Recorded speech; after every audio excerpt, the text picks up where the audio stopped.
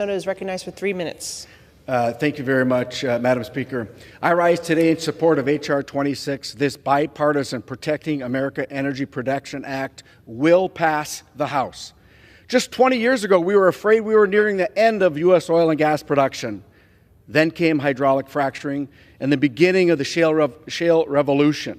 Hydraulic fracturing brought energy security to Americans and made the United States an energy exporter for the first time just a few years ago. With hydraulic fracturing, we are increasing our economic and our national security, while also increasing the economic and national security of our closest allies.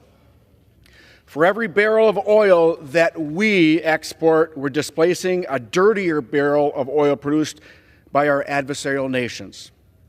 And thanks to hydraulic fracturing, our energy supply continues to get cleaner.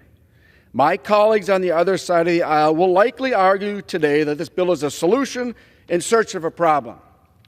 They'll ask, why are we doing this if the Trump administration doesn't plan on banning fracking? Frankly, Madam Speaker, this bill isn't about this administration.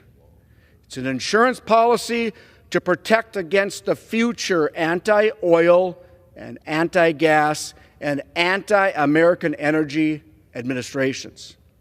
We are coming off the tail end of the most anti-oil and gas and anti-traditional energy administration in this nation's history. And I'm afraid that this was just a preview of what could happen down the line. And that is why we are acting today. We're voting to protect Americans' access to reliable, affordable, and clean American energy, no matter which president is in the White House. We need to unlock our energy awesomeness.